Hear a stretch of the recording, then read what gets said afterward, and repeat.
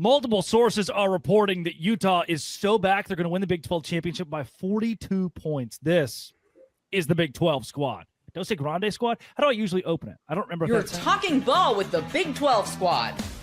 From Oklahoma State to Utah, from Kansas State to BYU, from Houston to Texas Tech, it's the local experts of the Locked On Podcast Network bringing you scoops, breakdowns, and the most comprehensive preview of the upcoming Big 12 weekend. Buckle up. It's the Big 12 squad, and we have a seat for you. No hurt feelings and thin skin allowed. Squad up. You're part of the Big 12 squad.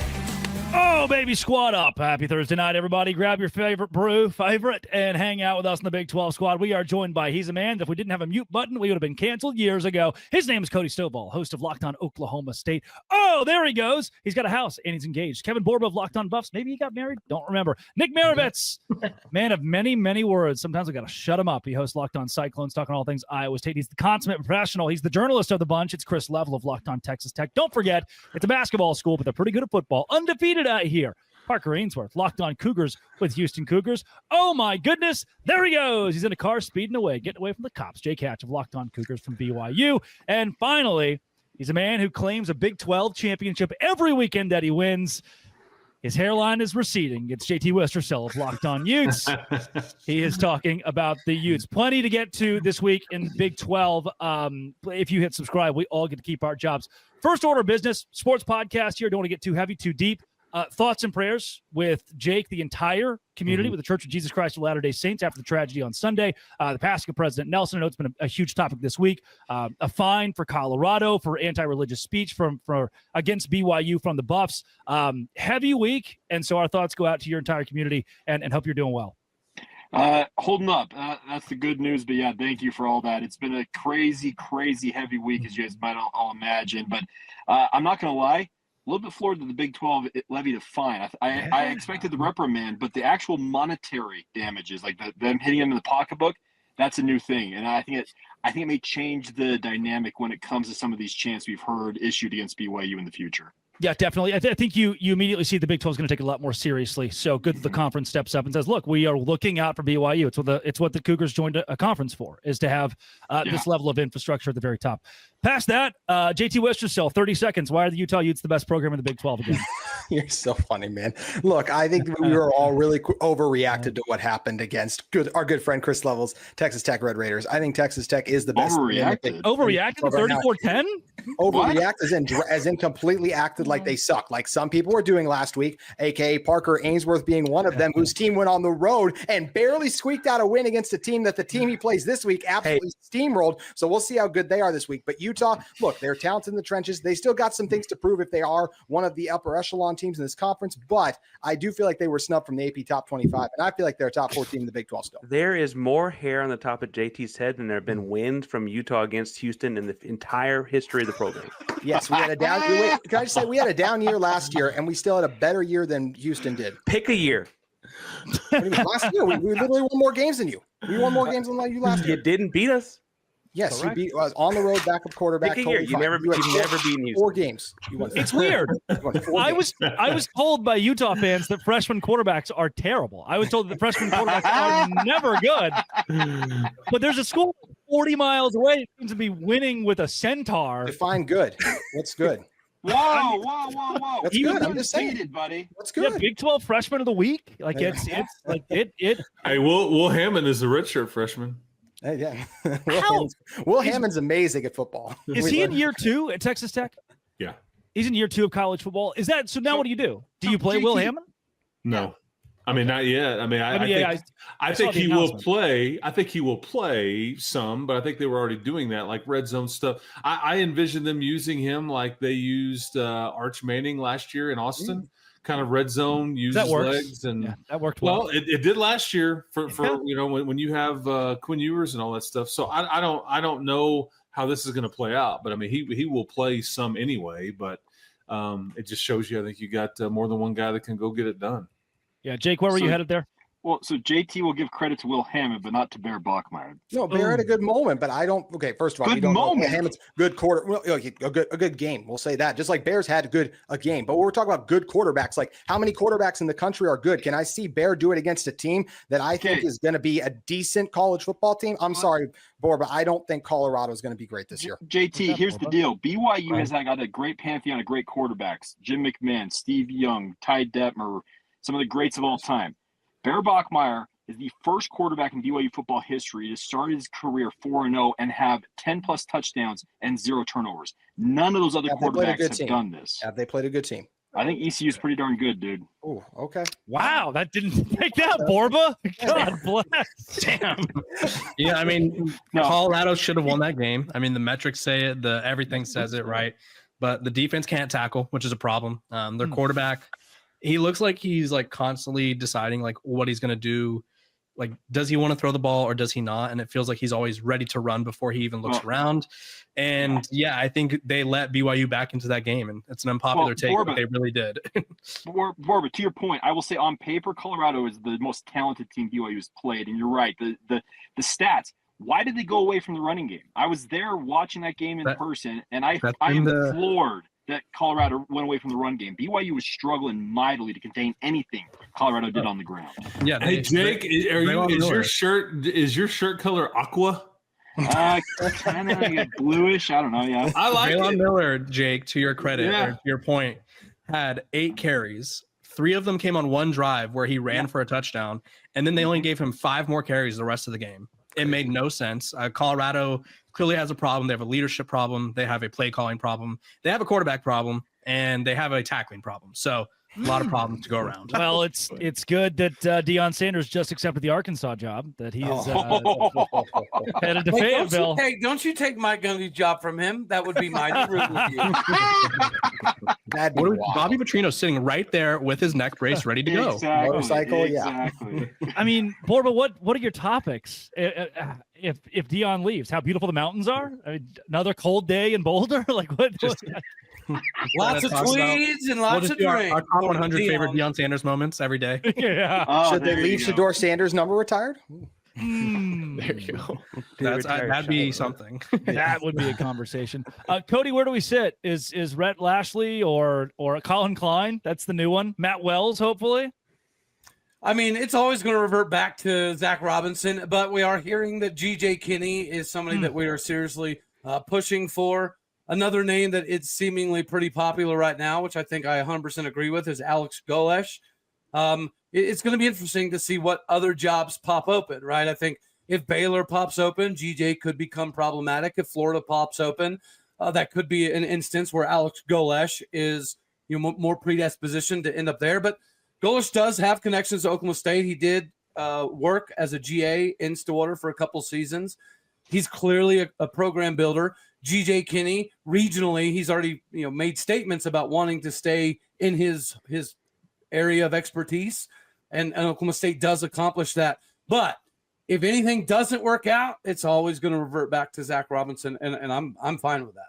You said if Florida opens up. I feel like it's when Florida opens up at this point. Oh yeah. You don't want to get Manny Diaz either, where you hire someone and then they leave. But Cody, question: you said you guys were going to get someone like huge name. Like what are those like huge names outside of GJ Kinney? I mean, in the college football world, I would say so. Zach Robinson would definitely classify as a huge name, especially. I just remember you saying it was going to like blow our socks off. Am I the only one that remembers Isn't John Gruden still in the mix out there in Stillwater? Oh, no. John Gruden. Somebody said no to somebody, and I would imagine Gruden told us no. That would be my guess. Probably yes. Hey, doesn't Kinney have though a pretty big buyout? No, it's like 3.4 mil. Okay, I thought that was which is big for the current situation. Texas State, that's pretty penny right there. Cody, I'm telling you right now, if they get GJ Kinney, you're going to see it's going to be a trade. Mike Gundy goes to Texas State. GJ Kinney ends up in Stillwater. You really think he would? He'd go to Texas State? Guys, Mike Gundy definitely wants to coach again, and his brother Cale Gundy said, "Wherever Mike goes, I'm going with him." Would he go Mike G5? Gundy and San Marcos needs to be on television. I think Mike Gundy's pride will not allow him to go down. But I mentioned Arkansas somewhat jokingly, but if you're Mike Gundy and Oklahoma State plays Arkansas in a couple seasons, that's got to be somewhat of an appealing option. So he's probably sales pitching himself to Arkansas. He'd be smart to do so. I want him to go do TV, man. He belongs on the desk. I mean, inject that into my veins, man. Gundy on the Big 12 squad. Right? That when he pulls that out, whatever network he's on is going to be like, maybe not. No, I think he'd be great, man. Him and Fox are gonna get along just fine. He's gonna. What was the T-shirt he wore? Like, I think that network. Gotta love Fox. Hatch is bouncing. I've got a question between GJ Kinney and Jeff Traylor. Why are we not talking about Jeff Traylor? That's coming up. Locked on Big 12 Dose Grande squad. Hey. Today's show is brought to you by FanDuel. FanDuel is exactly where I go this weekend to pick the money line of whoever is playing against Utah and probably win many, many, many monies. And it'll go into my pocket and I'll be so excited and happy. FanDuel is actually where you can go and win a whole lot on college football and have a whole lot in free play in your back pocket. For just $5, you throw $5 down if your bet hits. If your $5 bet hits, from there, that's exactly right. You get $300 in bonus bets to use across the app however you want to. So, here's what you do. You download the FanDuel app. You throw $5 on whatever game you want to, including Utah versus BYU. And when the bye week wins, you win too. All of that and more at FanDuel.com. Visit FanDuel.com and do it today. FanDuel.com. Today's show is also brought to you by Square. I go down to Island Daiquiri here in Wilmington Island, Georgia, and I enjoy a daiquiri, an Island Daiquiri, and it's run on Square. Your entire neighborhood actually is run on Square. We know that they're just those places that are pillars for you in your neighborhood. And with this episode being brought to you by Square, I bring up Island Daiquiri that's right down the road. And when I go there, I boop, boop, and do the little phone thing to your face, and you click on the Square thing, and it pays for the whole shebang. And so Square is what keeps your neighborhood feeling like home. Right now, go to square.com/go/LockedOnCollege to learn more. But before you do, go support your favorite neighborhood spot. You'll be happy you did. Square. See you in the neighborhood with Square.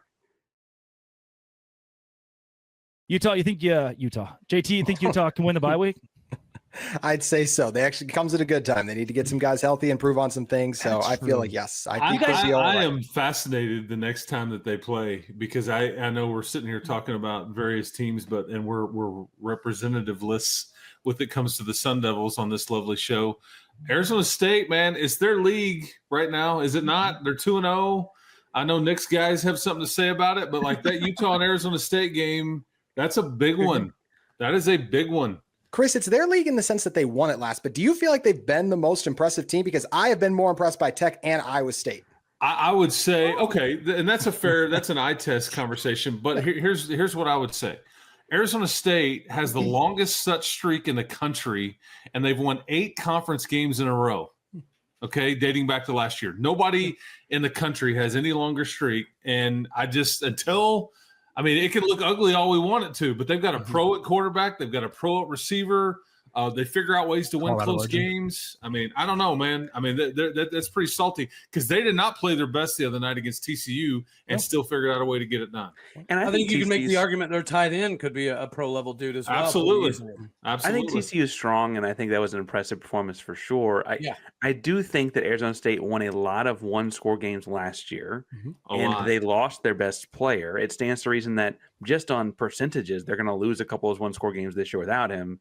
And I understand that. I personally don't think anyone in the conference is going undefeated. I don't think the Big 12 champion goes undefeated this year. But I also feel like that 2-loss team could be a 3-loss team without a whole lot of changes, let alone losing their best player. Like that doesn't feel like that big a stretch.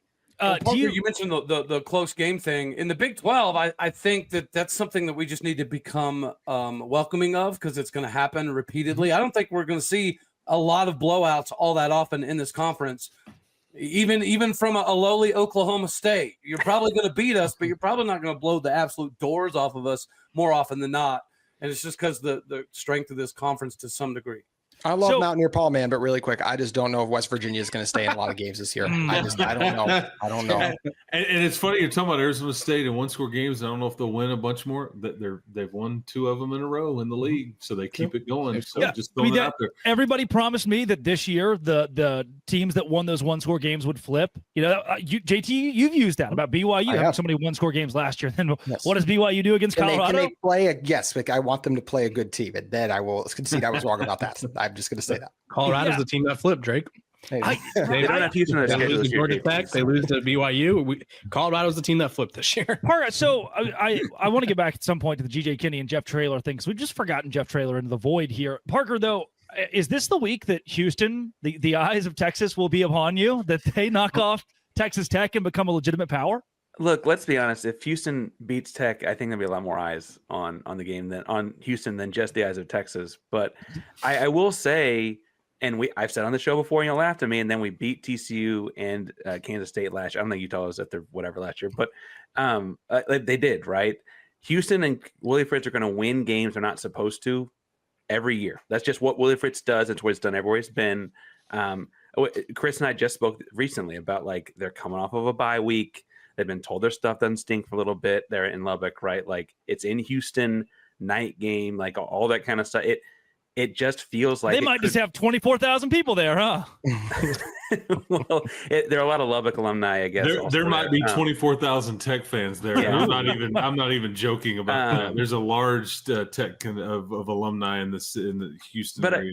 And it might not be this weekend, but there will be wins Houston gets this year just because Fritz doesn't let them lose. There's going to be some game they're not supposed to win. They're going to beat the spread or whatever and come back and win that game. I would like it to be this weekend. I'd like it to be Tech, obviously.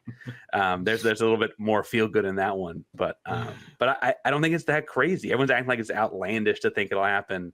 And then they derailed Kansas State's entire existence last year. Yeah. I have a real question. It's going to sound like I'm being facetious. I promise I'm not. But legitimately, is Houston more of a threat on the road than they are to some degree at home just because of the environment? The Dave Aranda Baylor syndrome. That's a great point, actually. I don't know if I go that far. I do think Houston, though, and again, I think it's this interesting spot where every single, maybe not JT, but as I'm looking at everyone else, your alumni have people in an alumni center in Houston. It's too big a city not to have it, especially the Baylors, the Techs, the TCUs, the Texas-based schools.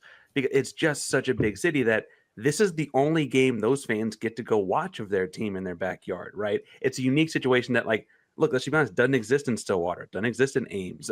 It's just, you don't have a bunch of Colorado Buffalo alumni living in Ames, Iowa. That's just not a thing. Borba, you good, man? I'm just listening. Sorry. I was wondering, is this how you do all your podcasts? Just chilling? Yeah, that's right. I love it. I need to pick that up. That new setup. Dialed in, just thinking about man, I wish we could unretire those jerseys and get those guys. Don't lie. You're thinking, when are these dudes going to shut up half the time? Especially when I'm. He's thinking about that TCU win in 23. TCU win. I talked about it today with one of the former players. I was like, what a time! What a time that was. Remember when we all thought Belichick and them were going to do the safe thing and they were going to knock off TCU? Oh my gosh! I don't think any of us thought that, but you. No, you but the would, national JT. conversation. I walked into that. That was well played. You well would. Played. I agree with you. That was well played by you there. But I have been laughing all week, Drake, as you flip flop on Devin Dampier week after week. Before the season, you said he sucked. Then last week on my show, or 2 weeks ago, you said he was good. Then you do a graphic in which you call him ass the following week. Where do you land on him? I don't know, man. Some weeks he's good, some weeks he's not. Drake knows that he would be behind Haas Haney. It's okay, JT. Chill out a little bit. We all see it. Listen, there's a great moment. Cameron Stewart brought it up where, I don't even know. Was it who was on the color? Who was the color guy for the Oklahoma State Baylor game? Old Bama quarterback, not McCarron, or it was one. It was one of those guys. McElroy. Maybe it was McElroy. Was it really? No, it wasn't McElroy. You're right. It was not McElroy. I was just going off of Bama quarterback. Sorry. Some former bigger name quarterback. I was like, no, Georgia. Not from the guy. Aaron Murray. Murray. It was Aaron Murray. Gotcha. And the play-by-play guy was like, man, so what do you think about Zane Flores? What are some of the saving graces here? And Murray was like, he's got really nice hair. Yeah. He's he's got a sick name. Zane's walking around the world. Him and Isaac Wilson should go toe-to-toe in a QB camp and just those poor kids. Hey, in Zane's defense, he put up at least a somewhat admirable ball game. It's the first time we've looked at a performance and said, okay, we have a little bit of hope. Yeah, I like that. Coming up. JT, how's Jackson Benny? Jackson Bay, we're still waiting on an update, man. But we thought bye week. We have a hard enough time getting here from Witt, and we know he is about injuries, right? But hopefully he's back soon. I mean, 3 picks already this year, going both ways. That's a problem for them. And we're down some safeties and some other guys. Massive loss if he's out. Yeah, Iowa State also banged up. Man, something about Utah, and I know that you'll continue to use this like, oh no, we're hurt because this is now 3-4 years of this. But look, it's legitimate. Like injuries have been a serious issue. What is in the water? What is the strength and conditioning staff doing? Like there are some programs that are so prone to this that genuinely you ask the questions: is there malpractice in how Utah's conducting, whether it's off-season strength and conditioning? There's a question there. Chris Level says no. I think they play a very physical style, and it's punishing, right? And it takes its toll on their own guys. Some of this is just luck, bad luck, but this many years in a row. Well, but what you're saying too is like everything. Well, injuries happen to everyone. I'd be willing to bet you though that unlike the Pac-12, this is a more physical style of football week in and week out in this particular league, and I think there's something to be said about that. I totally agree with that. And the one thing I'll say about Benny that is strange is like some people might go, oh, he was playing both ways. He hadn't even played like 20 snaps both ways. This when he was in, he was targeted a lot. So I don't think he was wearing down because of the dual threat play ability. But I mean, injuries happen to everyone. It's the turf at Morgantown, man. JT, wasn't Utah going full contact for like its spring game for like quarterbacks and everyone like a year ago or 2 years ago? At least a year or two ago. Yeah, there was not during the spring game, but during some practices because they got a quarterback hurt last year. It was bad. And at some point, you gotta turn the volume down a little bit. That's self-inflicted on some of that. Yeah, I'm pretty sure it's a finable offense to disagree with Level, but I think that there is some validity to the strength and conditioning thing because Oklahoma State we don't practice heavy, we don't go to the ground, but our strength and conditioning coach is world renowned for being able to get people 45, 55 pounds heavier and all that fun stuff. But there has been a lot of injuries in Stillwater, and we don't do any full contact stuff, and it's been piling up over years. And you're starting to hear some things that it's because he's all about mass and he's less about dexterity and flexibility and lateral side to side stuff. He's a weight room dude. He's an old school, I'm going to put a bunch of weight on you kind of guy, and maybe less about the dexterity portion. And I think that could be viable to that argument. Are they wearing the bras in Stillwater, Cody? What's that? Yeah. Are they wearing the bras? Or are we just going straight weights? Catapults? No. We like to let it. We like to let it hang free in Oklahoma, man. The boys from How Oklahoma. How else do you drive down a dirt road after so many beers? You got to let it free flow. San Marcos not only welcomes that, they encourage it. They're going to love Mike Gundy in San Marcos. It's going to be a riot. Coming up, GJ Kinney, like we were saying, GJ Kinney or Jeff Traylor, locked on Big 12 Squad. Today's show is brought to you by Mazda. Mazda is bringing class, power, and style to you, and Mazda cars do simply more than move. Mazda delivers confidence with every ride with more IIHS top safety pick awards than anyone else. From footwork to breath work, athletes sweat all the details. Mazda brings the same intention to how they craft every model. All-wheel drive, standard in every crossover SUV. You can drive with confidence through almost any season. Like our players, we sweat every detail because when you make every move count, impossible becomes irrelevant. Mazda, move and be moved. Today's show is also brought to you by Game Time. Game Time is exactly where I go when I'm looking for concert tickets to my favorite college football game, or even going to a comedy show. Went and saw Tyler Childers in Queens, New York this week for Dirt Cheap in the Pit. I was standing from me to you to the artist, all because of Game Time and how cheap tickets are. Pull up Game Time, couple of tabs, see amazing deals, and even go to your favorite college football games for as low as $25. I love the zone deals. Pick a section, Game Time picks the seats, you save big. Take the guesswork out of buying college football tickets with Game Time. Use code LOCKEDONCollege for $20 off your first purchase. Terms apply. Again, promo code LOCKEDONCollege for $20 off. Swipe, tap, ticket, go. Download Game Time and do it today. It's Game Time. Chris Level, if GJ Kinney did not beat Baylor in that game, is he on the top of everyone's list as the next hot name in coaching candidates? And it's funny because Joey McGuire knows both of the guys you're asking about. He's like very, very close and talks to Jeff Traylor and GJ Kinney a lot all the time. And I think these are both guys that are both ready for a Power 4 opportunity. And I think Oklahoma State would do well with either guy. Kinney may be only known around Texas circles, but he's an up and comer, man. I mean, Here's what's interesting about hiring a Jeff Traylor or a GJ Kinney, though, in this sport these days. Do you have a general manager? Are you willing to have 20 to 30 people like that report to you, and you let somebody else call the plays because you're overseeing this giant organization? It's a bit of a different job than it was 3 or 4 years ago. Can Coach Kinney or Coach Traylor, are Are they ready for all that? I mean, and maybe they are, but I just think that like the jump is different now than it used to be. And just, I'll put my staff together. We'll run this offense and away we go. You're playing a different kind of game right now with personnel departments and all kinds of things that was never a thing before. You got to have somebody that negotiates these deals with rev share, and there's just a lot going on here. So all the reports coming out about the Arkansas McGuire was in the same boat, was he not, when he got hired at Tech? Say it again. Wasn't Joey McGuire in the same boat when he got hired at Tech? Well, no, because he hired he brought a general manager from him with him, and they were kind of at the. I mean, and Drake knows this. James Blanchard, they were kind of came up with this system before it even really started. Whichever some people thought they were crazy. Like, wait, your coaches don't even make the offers to recruits? No, we have a personnel department that's going to do that. We have a general manager and all those things. So it has changed since he's been here, but even then, how different is it now than it was even for Joey McGuire 3 or 4 years ago? Well, Cody Campbell's involvement, touch on that, Chris, is like, when did that start? Like, estimate. Year and a half, 2 years ago. Right. So that changes. And these folks are involved in all these programs. Cody's just a bit more out there with it and transparent, but these people are in some ways, they are general managers or owners of the program because they hold the purse strings.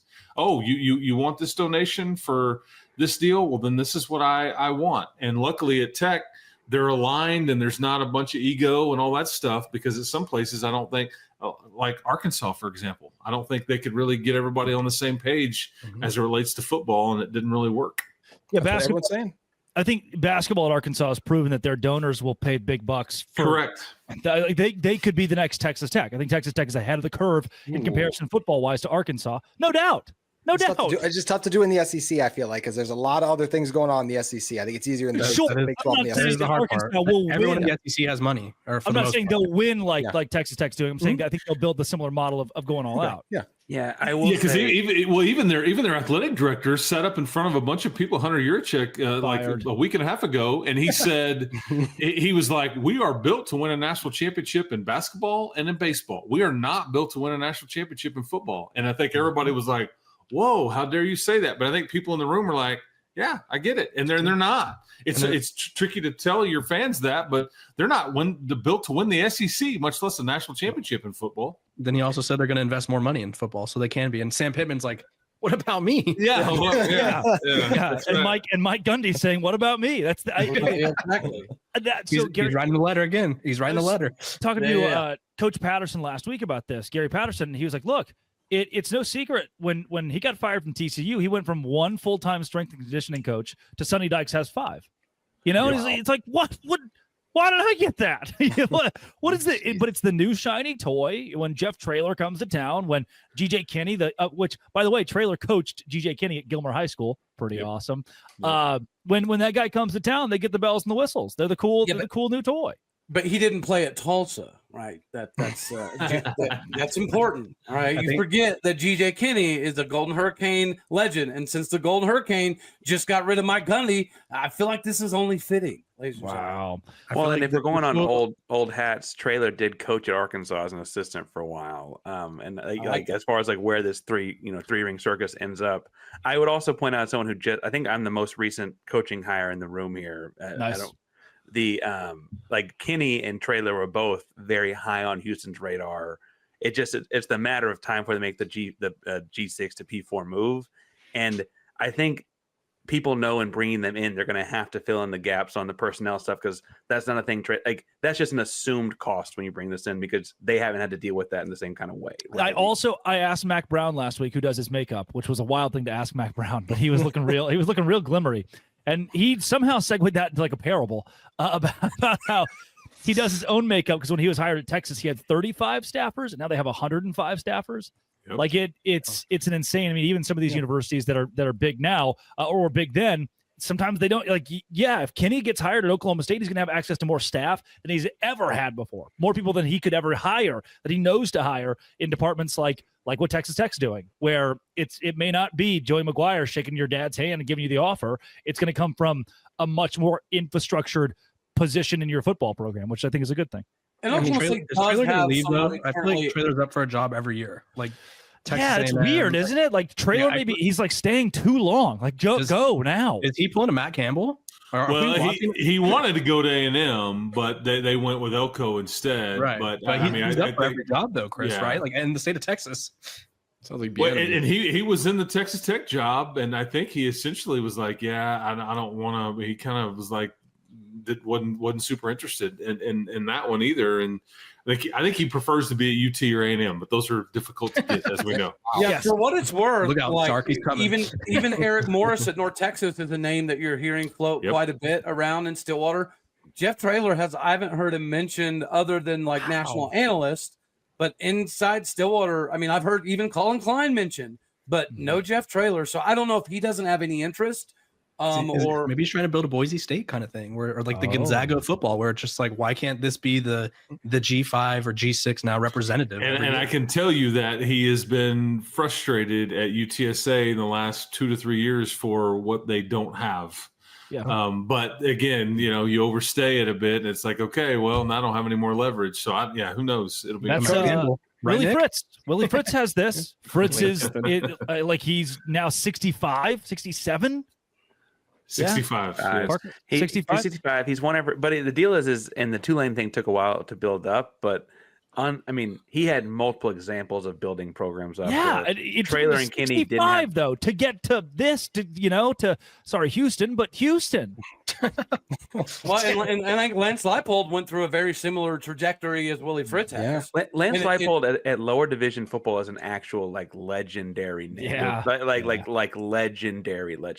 That was a bad loss last week. Really quick, what happened with Kansas? I think if you're a competitor, I think Cincinnati's got a chance to make things interesting, man. I agree, guys. I selfishly need Cincinnati to be good because I need homecoming to be a night game. I don't care if we get absolutely massacred.